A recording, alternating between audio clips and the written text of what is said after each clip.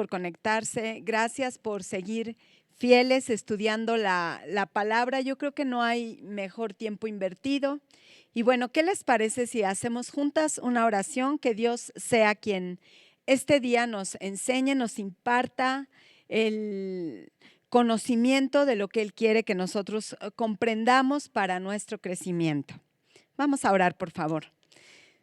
Dios precioso, te doy gracias esta mañana, gracias por tu bondad, gracias por tu misericordia, por tu fidelidad, Señor, porque nos enseñas cada día, porque tu misericordia, Señor, en nuestra vida se ha renovado cada mañana, Señor, y esto es verdad y esto es real. Gracias porque nos muestras y nos enseñas en todo lo que vivimos, Señor, que existes, que eres Dios, que nos guardas, nos cuidas, Señor, y te pido que este día, Señor, podamos comprender esa paz que sobrepasa todo entendimiento, esa paz que no proviene de nada externo, esa paz que experimentaste tú en tu propia persona, Señor, en esta tierra, para dejárnosla como herencia y enseñanza, Señor. Gracias por todo esto en el nombre precioso de Jesús. Amén. Y pues de verdad muchas gracias a Dios porque nos dejó su palabra, porque se puso de ejemplo Él para alertarnos, para instruirnos, para equiparnos y para que nosotros pudiéramos continuar con la obra que Él planeó para el cumplimiento de la redención del mundo. Y bueno, quiero que retomemos un poquito nuestra clase pasada porque esta es la continuación. Recordemos el momento que Jesús está viviendo. Estamos en el aposento alto, estamos a unas cuantas horas de que Jesús vaya literalmente a la cruz del Calvario. Él está viviendo un momento de agonía y un momento de angustia personal, pero Él nos va a dar una gran enseñanza en medio de esta situación que Él está experimentando, porque Él se maneja con una sobriedad y con una templanza que nos deja a nosotros en medio de cualquier circunstancia que podamos estar viviendo equipados para caminar de la manera en que Él caminó. Ahora, ¿qué sucede cuando tú estás viviendo una situación de angustia, cuando eres el protagonista de algo difícil y de algo trágico? Normalmente y de manera natural estamos acostumbrados a recibir la ayuda. Estamos acostumbrados a que si tú estás en el hospital atravesando una condición de tu salud, la gente te visite, la gente te lleve flores, la gente te dé una palabra de aliento. Jesús en este momento estaba viviendo el inicio y el comienzo de su agonía. Y lo lógico y lo humano habría sido que los discípulos estuvieran viendo qué podían hacer con él, porque además él ya les había todo el capítulo 13 y lo que llevamos a estudiar el capítulo 14 les había revelado de qué les estaba hablando. Pero Jesús todavía en medio de esta situación, vamos a estudiar hoy y vamos a ver en qué estuvo, o sea, en qué estuvo su mente, en qué estuvo su ocupación, cuál era la intención de Jesús y cuál es el carácter de Dios, la bondad de Dios, que aún en medio de situaciones como estas, Él determina mostrarnos su carácter a través de la provisión, a través de la misericordia, a través de la enseñanza. Y Jesús estaba ocupado en su mente, ocupado en su intención al hablar con sus discípulos en equiparlos. O sea, él tenía toda la intención de dejarlos con la provisión necesaria para que cada uno de estos discípulos pudiera continuar la obra que él había venido a consumar en la cruz. Además de eso, y ya lo estuvimos viendo a través de la promesa que Jesús hace a sus discípulos, Él viene a consolarlos, Él está dispuesto a apapacharlos, a prepararlos, a cobijarlos, porque sabía perfectamente que el dolor de la pérdida de su maestro se iba a evidenciar, o sea, iba a acontecer y esto iba a ser algo completamente real. Jesús quería, además de preverlos a este tiempo de aparente, porque ya vimos en la clase pasada que nunca, no hubo un solo momento en que pudiéramos nosotros sentirnos desolados o abandonados de Dios. Pero en este tiempo donde aparentemente el maestro ya no iba a estar porque dejaba de ser una figura física, ellos tenían que estar previstos de tal manera que preservaran el mensaje hasta nuestros días, de tal manera que en un futuro no lejano, en ese momento, ellos comenzaran con la escritura del Nuevo Testamento, que es nuestra revelación y nuestra herencia, para poder nosotros alinearnos al pensamiento de Dios. Y bueno, vamos a leer el libro de Juan. Abran por favor sus Biblias en el capítulo 14. Nos quedamos hace 8 días en el verso 19. Entonces les voy a leer del verso 19 para retomar hasta el verso 27, que es lo que vamos a tratar de abarcar el día de hoy.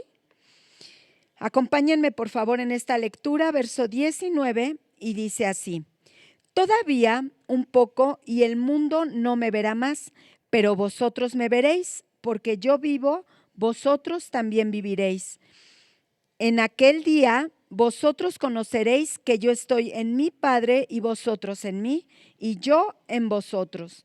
El que tiene mis mandamientos y los guarda, ese es el que me ama. Y el que me ama será amado por mi Padre, y yo le amaré y me manifestaré a él.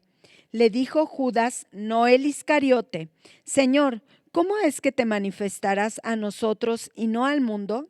Respondió Jesús y le dijo: El que me ama, mi palabra guardará, y mi Padre le amará, y vendremos a él y haremos morada con él. El que no me ama, no guarda mis palabras, y la palabra que habéis oído no es mía, sino del Padre que me envió. Os he dicho estas cosas estando con vosotros, mas el Consolador, el Espíritu Santo, a quien el Padre enviará en mi nombre, Él os enseñará todas las cosas y os recordará todo lo que yo os he dicho. La paz os dejo, mi paz os doy, y no os la doy como el mundo la da. No se turbe vuestro corazón, ni tenga miedo. Y bueno, estos versículos que están por concluir el capítulo 14, nos enseñan el carácter de Dios, nos heredan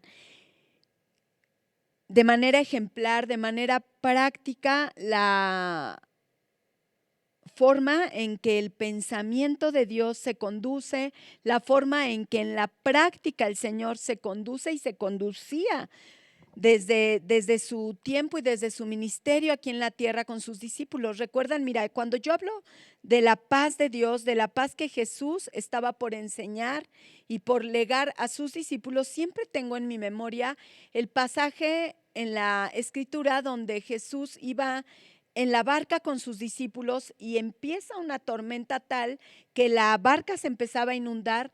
Los discípulos en esa turbación creían que iban a morir ahogados en ese momento, y Jesucristo, de manera completamente ilógica, estaba dormido. Estaba durmiendo en una paz literal que sobrepasa todo entendimiento, en una experiencia de tranquilidad que, si nosotros logramos aprender en la clase de hoy de qué paz se está tratando, vamos a poder vivir experiencias como estas, situaciones trágicas, situaciones conflictivas, situaciones de crisis en nuestra vida, que estas, por ser un hijo de Dios, no se terminan. La vida es la vida y la vida se presenta de esta manera, pero sabes que tú estas crisis y estas situaciones trágicas puedes llegar a vivirlas y experimentarlas con esa paz que Jesús tuvo en esa barca. Y bueno, vamos a empezar a estudiar versículo por versículo y vamos a ver qué tiene el Señor para enseñarnos. Dice la palabra en el verso 19, que ya lo vimos, pero bueno, vamos a recordar, dice así: Todavía un poco y el mundo no me verá más, pero vosotros me veréis. Y aquí Jesús estaba haciendo referencia a lo que estaba por acontecer, que era su muerte en la cruz del Calvario. Todavía un poco y el mundo no me verá más, pero vosotros me veréis, porque yo vivo, vosotros también viviréis. Y aquí vemos y vimos ya dos cosas muy interesantes y muy importantes de comprender. La primera dice, pero vosotros me veréis. Y más adelante vamos a ver cómo Judas le cuestiona a Dios este punto específico. Ahorita no lo mencionamos, pero dice, porque yo vivo, vosotros también viviréis. Y aquí nosotros estamos viendo una promesa bendita, porque vimos la resurrección de Jesucristo, porque hubo testimonio vivo de sus discípulos de que Cristo se levantó de entre los muertos, porque se acuerdan que después de la resurrección Jesús estuvo en esta tierra y se presentó a sus discípulos en diferentes ocasiones. Y por esta condición y por esta certeza y esta historicidad de la resurrección de Jesucristo es que nosotros sabemos que seremos resucitados. Sabemos que viviremos eternamente. La resurrección de Cristo es la garantía del cumplimiento de la promesa de Dios de nuestra propia resurrección. Y decíamos hace 8 días, si tú estás ahorita enfrentando situaciones donde tienes temor, ¿qué onda con tu vida? Donde tienes temor a la muerte, donde tienes temor por todo lo que se está suscitando, por la pandemia que estamos experimentando, te digo algo, si tú eres un hijo de Dios, tú tienes una garantía. Por medio de la resurrección de Cristo, tú también vivirás. Y si tú no tienes una relación con Cristo y si tú no estás y no has hecho la paz con Cristo, mientras hay vida, hay oportunidad. Mientras estemos en esta tierra, la gracia está dispuesta para quien quiera. Entonces dice el verso 20, en aquel día, haciendo referencia al día en que el Espíritu Santo vendría, esto sucede en Hechos, en el capítulo 12, estamos hablando del evento conocido como el Pentecostés. En aquel día, vosotros conoceréis que yo estoy en mi Padre y vosotros en mí y yo en vosotros.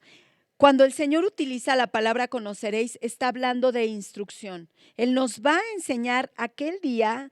Ya mencionamos a qué día nos estamos refiriendo. Sus discípulos conocerían, serían instruidos de esto que viene más adelante y que dice que yo estoy en mi Padre y vosotros en mí y yo en vosotros. O sea, iban a ser convencidos de la comunión que se suscitaba por medio del Espíritu Santo con Jesucristo y con el Padre.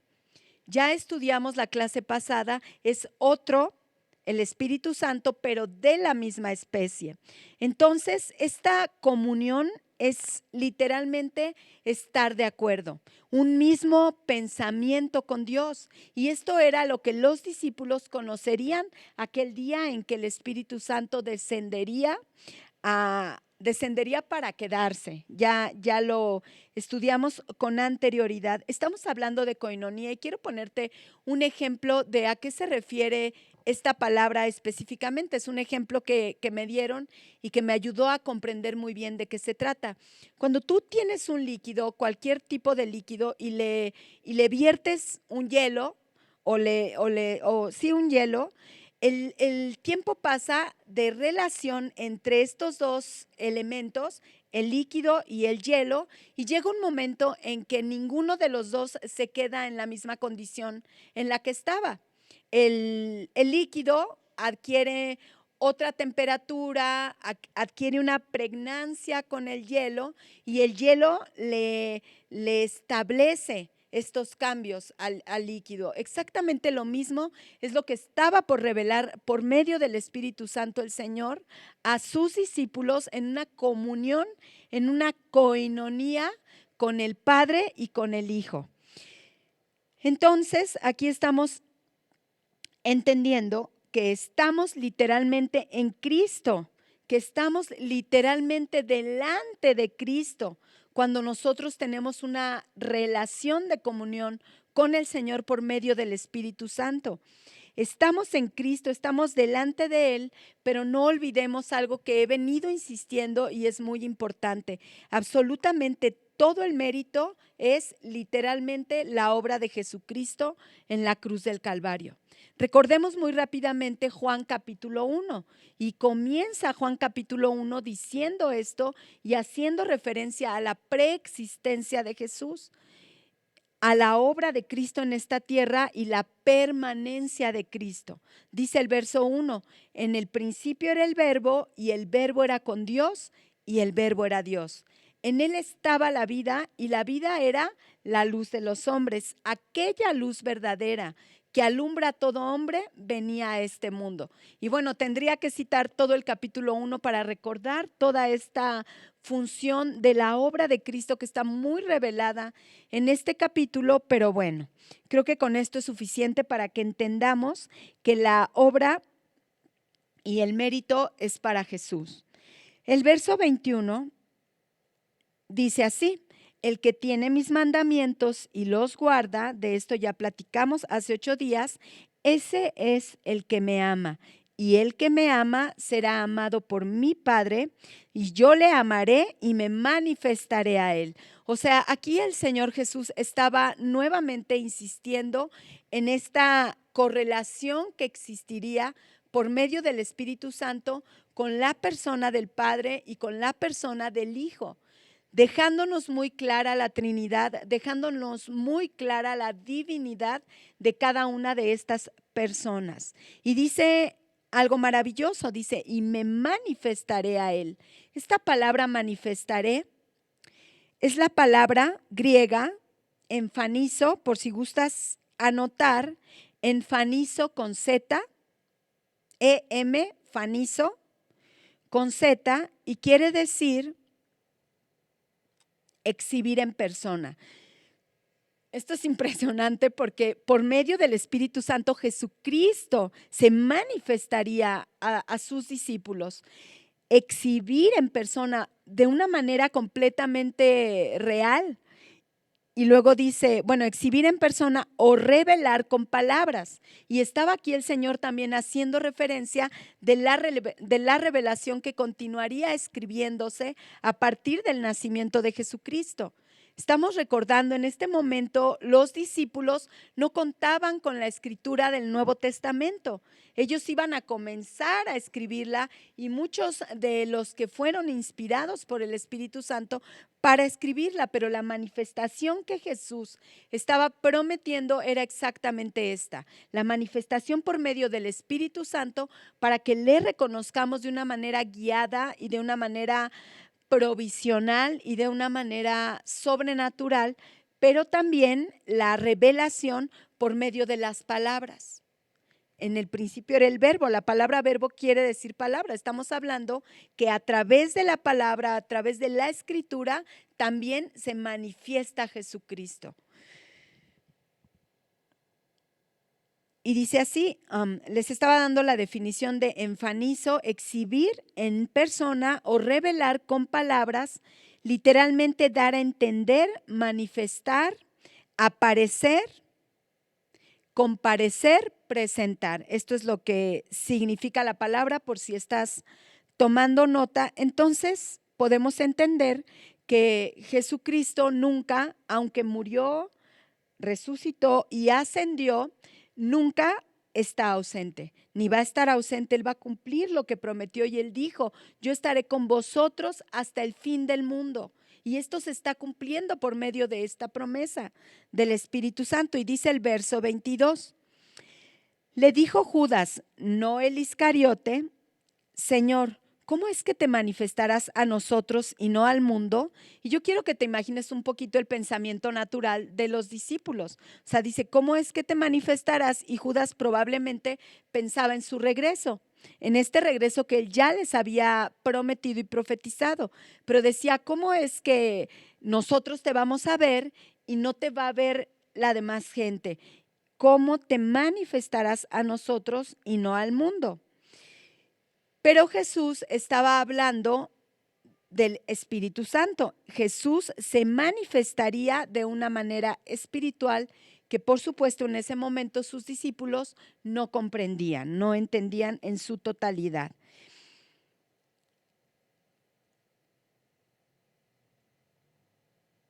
Pero esto se hizo verdad, esto se cumplió y se completó, y ahora quiero nada más hacer un poquito de reflexión en lo que sucede el día de hoy.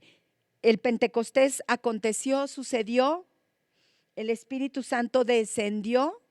Cuando tú vienes al Espíritu Santo y cuando tú vienes a Cristo y eres regenerado, cuando tú naces de nuevo, cuando tu espíritu cobra vida, el Espíritu Santo sigue cumpliendo esta función de paracletos, de ayudador, ese que está cerca de ti, ayudándote y guiándote.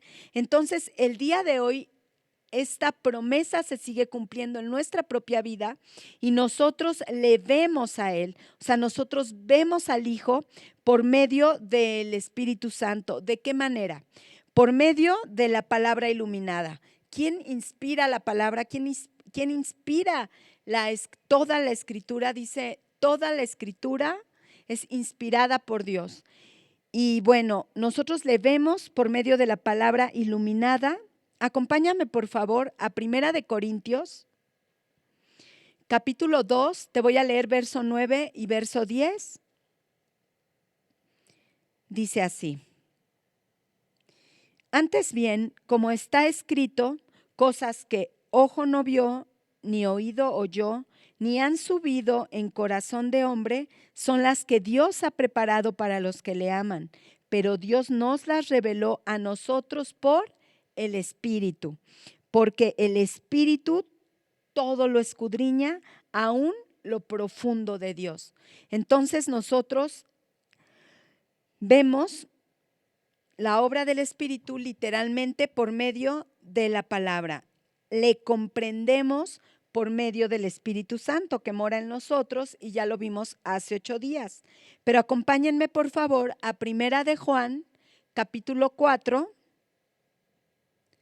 Primera de Juan, capítulo 4, verso 13, y dice así: en esto conocemos que permanecemos en Él y Él en nosotros, que nos ha dado de su Espíritu. ¿Ok? Entonces, el verso 23 dice lo siguiente de nuestro texto, de lo que estamos estudiando, Juan capítulo 14, verso 23.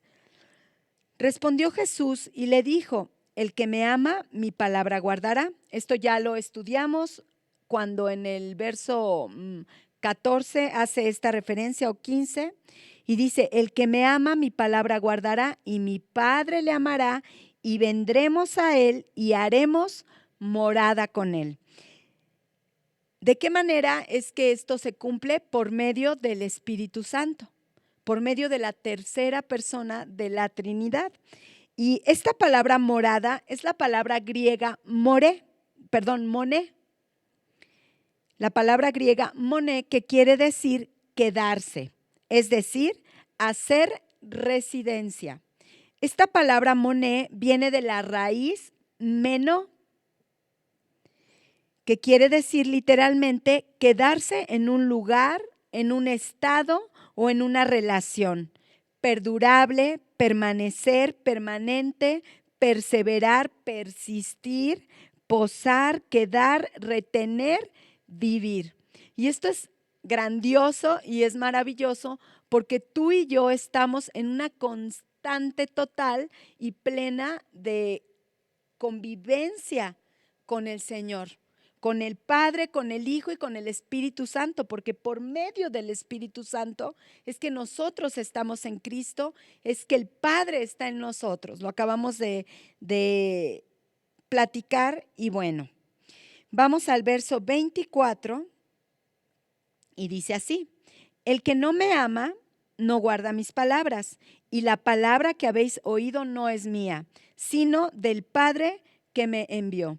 Y aquí estamos viendo y haciendo evidencia. Fíjate que constantemente durante todos estos versículos que hemos estado estudiando, Jesús hace mucho énfasis entre los que son hijos y los que no son hijos de Dios, entre los que le aman y los que no le aman, entre los que guardan sus mandamientos y los que no guardan sus mandamientos. Ahora yo me pregunto, ¿Con qué intención es que el Señor hace esto? Con la intención que yo les mencionaba hace rato, de que si tú te identificas como alguien que no ama a Jesús, que no guarda sus mandamientos, que no camina detrás de la persona, de la mente y de las enseñanzas de Jesucristo, sepas que tú puedes caminar ahí. Sepas que tú puedes ir al Señor. Y bueno, aquí nosotros vemos en este verso 24 una muestra del fruto que va a surgir de la persona que no pertenece al Hijo. Literalmente el fruto de muerte. Dice así, el que no me ama no guarda mis palabras. Es muy evidente una persona que hace lo contrario de lo que está escrito en la palabra. Es un fruto, este es un fruto. Entonces, esta es la manera en que nosotros, como hijos de Dios, podemos examinar nuestro propio proceder. ¿Estoy caminando verdaderamente en obediencia a la palabra? ¿Estoy guardando la palabra? Estudiábamos, guardar literalmente es poner nuestros ojos sobre ella, cuidarla y atenderla y aprenderla y crecer en el conocimiento de esta. No estamos hablando de perfección sin error o sin equivocación. Estamos hablando de crecimiento y de intención de conocer. Y bueno, dice el verso 25, os he dicho estas cosas estando con vosotros. Jesús les dejaba muy claro que hasta ese momento ellos no estaban siendo iluminados aún de toda la palabra que el Señor había hablado durante este tiempo de convivencia con sus discípulos.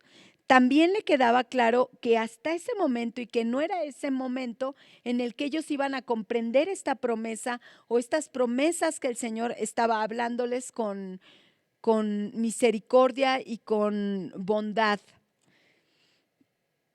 Jesús dijo hasta cierto punto, en ese momento dice, os he dicho estas cosas estando con vosotros, porque él sabía que aún no las comprenderían. Sin embargo, vuelve a ratificar la promesa que le está haciendo. Dice el verso 26, mas el Consolador, acuérdense, el Paracletos, mas el Consolador, el Espíritu Santo, a quien el Padre enviará en mi nombre, Él os enseñará todas las cosas y os recordará todo lo que yo os he dicho. El Espíritu Santo, vemos en este versículo, fue enviado por el Padre, así literalmente lo enseña esta palabra, en el nombre de Cristo, o sea, te envío al Espíritu Santo en el nombre de mi Hijo. ¿Qué quiere decir esto? Cuando oímos en el nombre de Jesús, y ya Maribel hace 2 clases nos lo enseñó muy certeramente, en el nombre de Jesús es venir en representación de Él, en ocupando o representando literalmente los intereses de Jesús.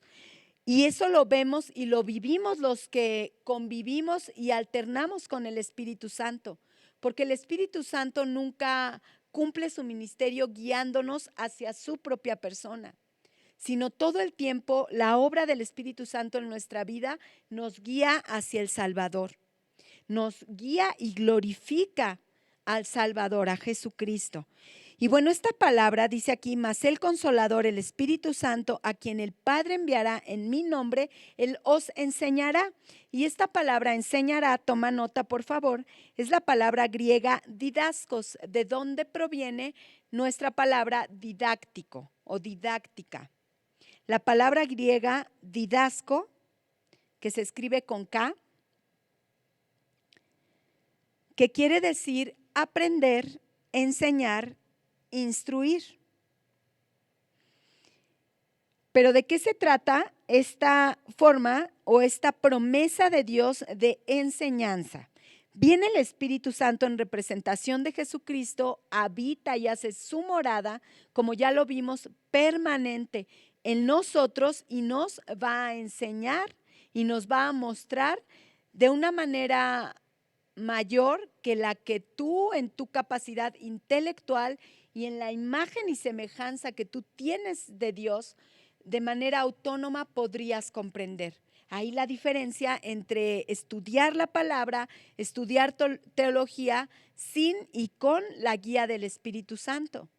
Tú puedes aprender intelectualmente mucho de teología, pero tú no vas a tener la iluminación y la revelación de la que hablábamos hace unos momentos si el Espíritu Santo no tiene su morada en ti, no tiene su habitación en ti. Esto literalmente, esta promesa de su enseñanza es como si tú estuvieras leyendo un libro cualquiera, llegaras a la librería y te encontraras con el autor de ese libro. ¿Qué sucedería? ¿Qué pasa cuando tú tienes un libro y tú te encuentras directamente con el autor de ese libro? Tú ahora tienes la oportunidad de preguntarle absolutamente todas tus dudas. Tú le vas a preguntar, oye, ¿por qué escribiste esto? ¿Qué estaba pasando cuando tú escribiste esto? ¿Por qué inspiraste tal cosa? Esta es una maravilla de promesa porque nosotros tenemos la esperanza hermosa de poder entender y comprender la palabra más allá de nuestra capacidad.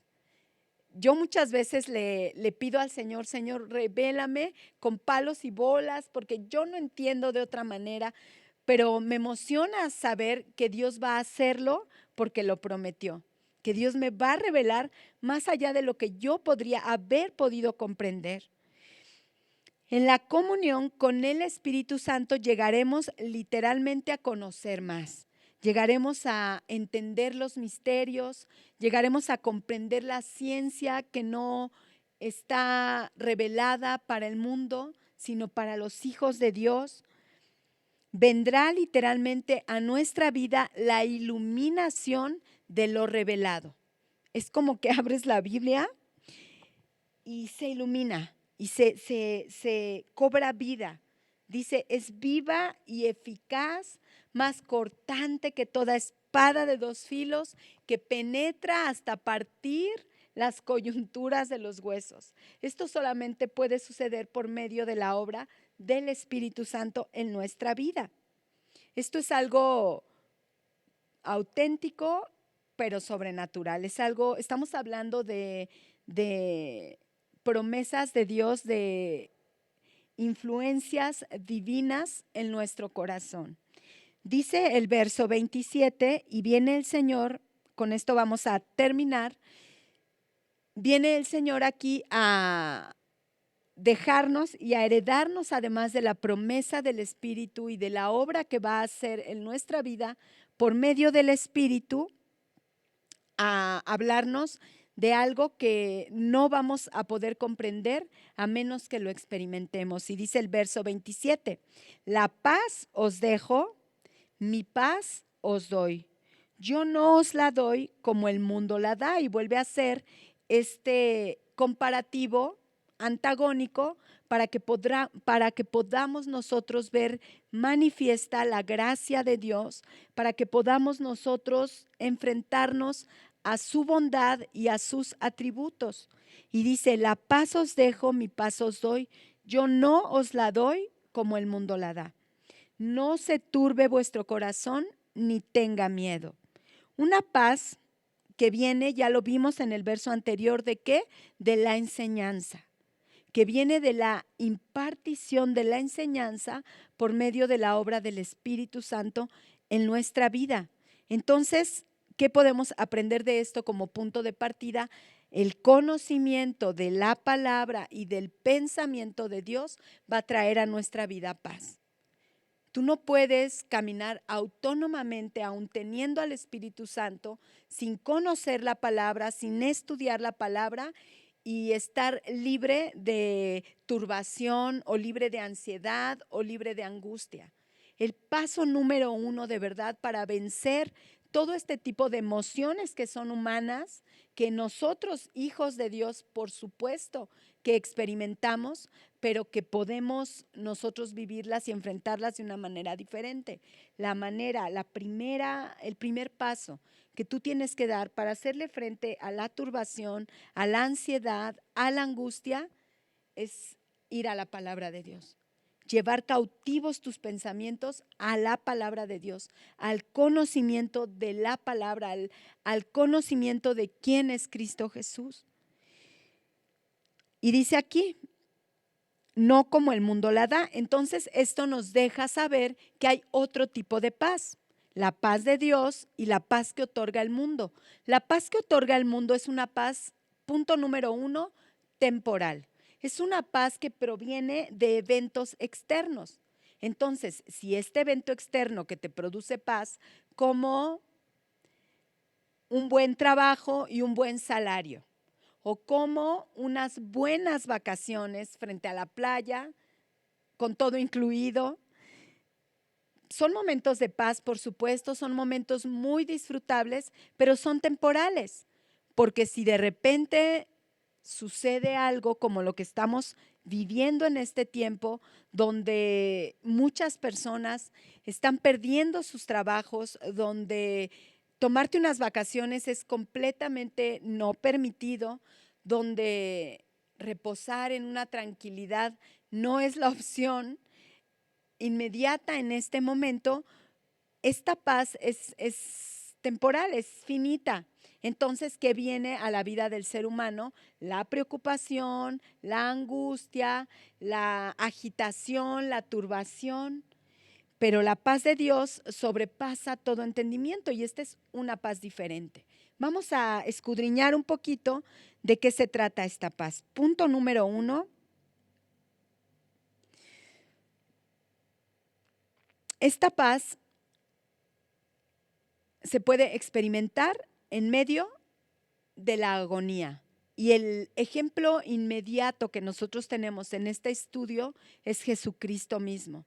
Ya habíamos platicado, Él está en este momento próximo a ser arrestado y a comenzar literalmente la agonía de su separación con el Padre.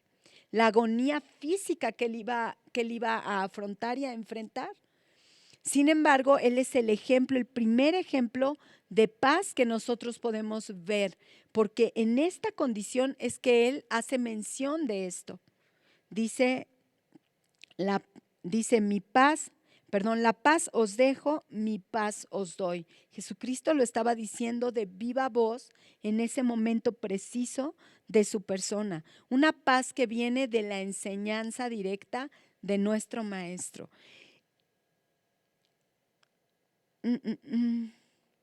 Una paz que no está sometida a circunstancias externas y esta es la paz de Dios. Acompáñenme por favor en sus Biblias a Filipenses capítulo 4 verso 7. Filipenses capítulo 4 verso 7 dice, y la paz de Dios que sobrepasa todo entendimiento, guardará vuestros corazones y vuestros pensamientos en Cristo Jesús.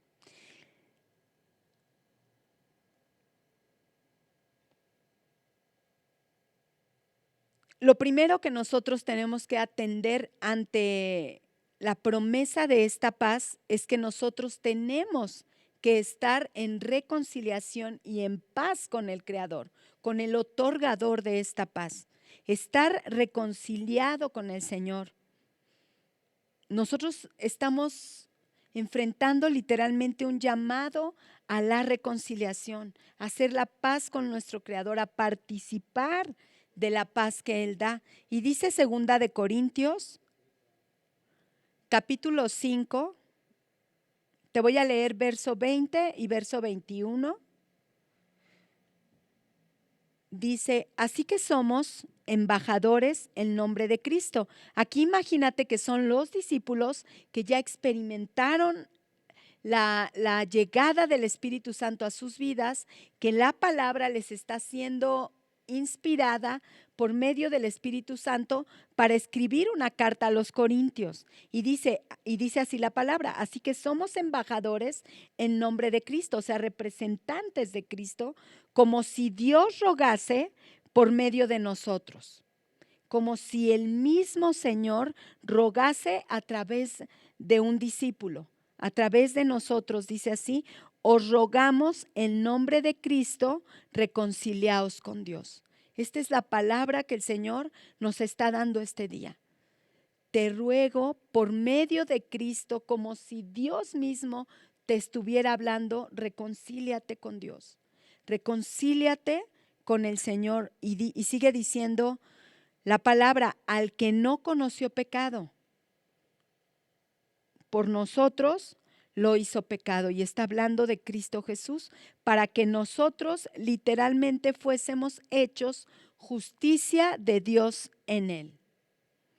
Justicia de Dios en él. ¿Qué quiere decir esto? Jesucristo cargó con todos tus pecados. Él se hizo pecado por ti para que tú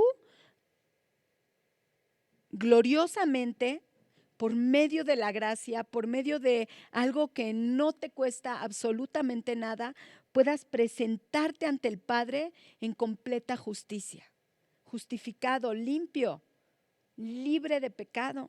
Esta es la reconciliación con Cristo.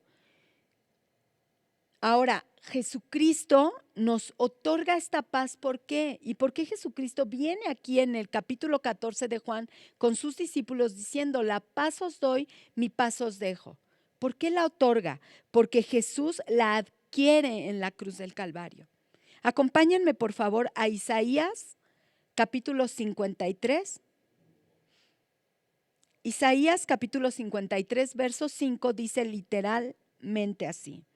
Mas él herido fue por nuestras rebeliones, molido por nuestros pecados. El castigo de nuestra paz fue sobre él. ¿Escuchaste? El castigo de nuestra paz fue sobre él, y por su llaga fuimos nosotros curados. Jesús da la paz porque él adquiere tu paz en la cruz del Calvario. Paz interna.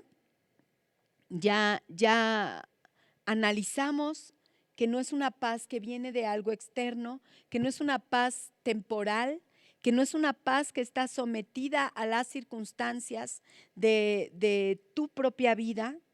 Paz interna que surge, punto número 1, y ya lo platicamos, del saberte perdonado. Dice la palabra aquí en Efesios, te voy a leer Efesios capítulo 1,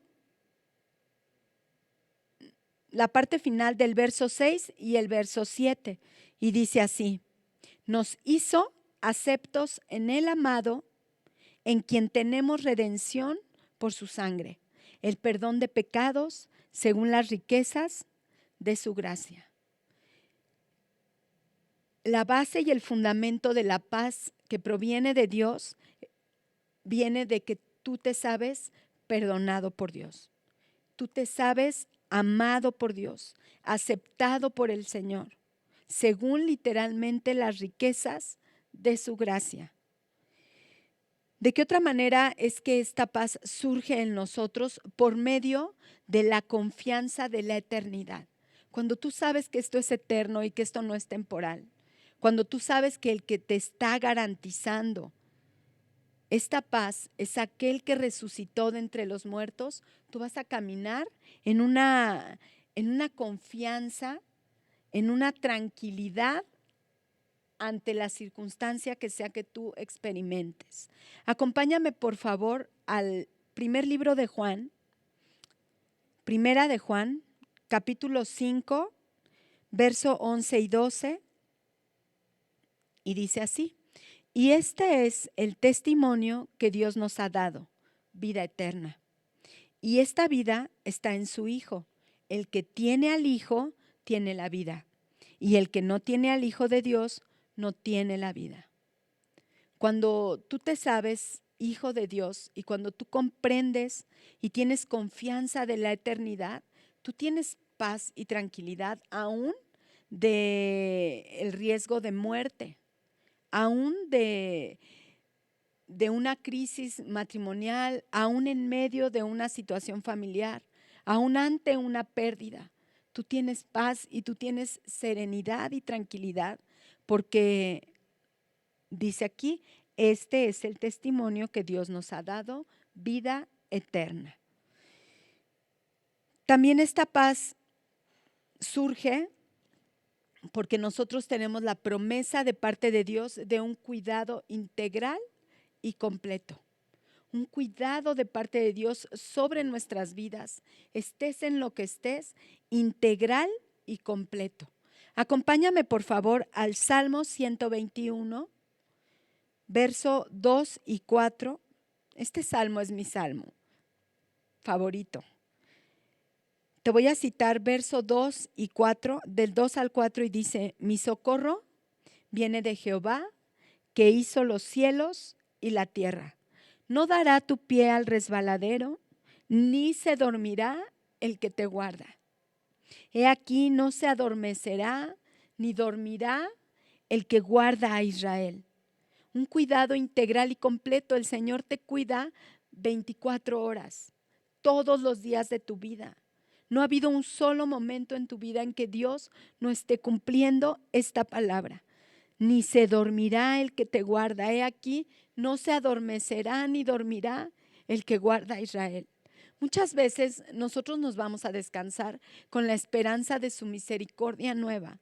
Yo muchas veces le digo: Señor, mira, esto es un desastre. Esto es un desastre. O sea, yo no veo nada más que bruma oscura delante de mis ojos. Pero clamo, Señor, a tu misericordia que se renueva el día de mañana. ¿Sabes por qué este salmo es mi salmo favorito? Porque el Señor nos espera al día de mañana. El Espíritu Santo sigue guardando tu vida y sigue cuidando de ti aun cuando tú estás dormida, aun cuando tú estás en la inconsciencia. El Señor sigue hablando a tu mente, hablando a tu corazón, revelándote su palabra. Y nos maravillaría poder verlo con más nitidez, pero yo creo que Dios no lo permite porque caeríamos desplomados ante su gloria, ante su presencia. Y otra cosa que fortalece esta paz que el Señor promete es saber de su soberanía total. El Señor es el Dios soberano. Estamos hablando aquí literalmente de soberanía absoluta. Acompáñame por favor a Primera de Crónicas, al primer libro de Crónicas, capítulo 29, verso 11 y 12, y dice así: escucha estas palabras, dice: tuya es, oh Jehová, la magnificencia y el poder, la gloria, la victoria y el honor, porque todas las cosas que están en los cielos y en la tierra son tuyas. Tuyo, oh Jehová, es el reino, tú eres excelso sobre todos. Las riquezas y la gloria proceden de ti y tú dominas sobre todo. En tu mano está la fuerza y el poder, y en tu mano el hacer grande y el hacer grande y el dar poder a todos. ¿Te das cuenta quién es tu Dios? ¿Te das cuenta quién es este Señor soberano absoluto, que controla por completo todo lo que pasa, que tiene literalmente en sus manos el gobierno de todo? Esto tiene que producir en nuestra vida una paz y una tranquilidad. Mira, nuestro descanso como hijos de Dios, nuestra paz es su soberanía. Él no puede perderse de algo. Él no de repente te mira y dice: se me pasó, perdóname, perdóname, perdóname, estás atravesando por esto, mira, te voy a ayudar. Sabes que Dios está detrás de todas las cosas. Él es el soberano absoluto, de todo lo bueno y de todo lo malo también. Él lo permite con un propósito, que le conozcamos a Él, que dependamos de Él. Si tú no te hubieras visto completamente imposibilitado, incapacitado, si tú no te vieras en una plena debilidad, si no te queda claro lo miserable que somos, tú no vas a entender cuánto necesitas del Señor. Por eso es que detrás de todo lo bueno y de toda pérdida y de toda crisis y de toda circunstancia, la virtud más maravillosa es que ahí está el Señor, otorgándonos esta paz que prometió, esta paz que sobrepasa todo entendimiento. Dice, y voy a repetir el verso 27, que es el que el Señor está hablando aquí a sus discípulos: la paz os dejo, mi paz os doy. Y yo no la doy como el mundo la da. No se turbe, no se agite vuestro corazón, ni tenga miedo. ¿Y sabes por qué? Es que nosotros como hijos de Dios, además de todo lo que ya estudiamos ahorita, de su soberanía, de la confianza de sabernos perdonados, de la confianza de la vida eterna prometida, además de todo eso, ¿sabes qué? Nos fundamenta para que tú y yo no tengamos por qué temer a nada, el amor de Dios, el perfecto amor de Dios. Dice la palabra aquí en Primera de Juan 4, verso 18.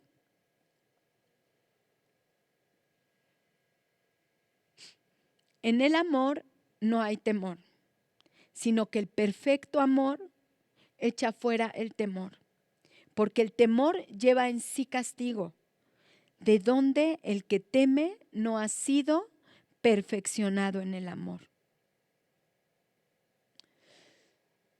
El amor de Jesucristo, del que hemos venido hablando ya todo este tiempo, estas últimas 4 clases, el amor de Jesucristo que fundamenta todas las cosas, que se mostró al extremo en la cruz del Calvario.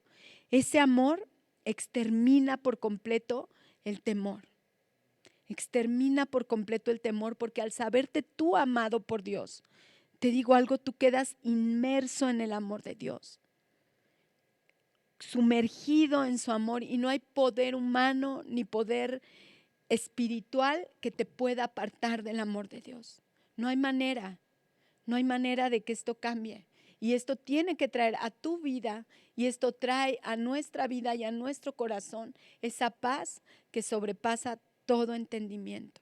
Vamos a darle gracias a Dios porque nos equipa, nos prepara, nos perfecciona para enfrentar todo lo que estamos viviendo y todo lo que venga.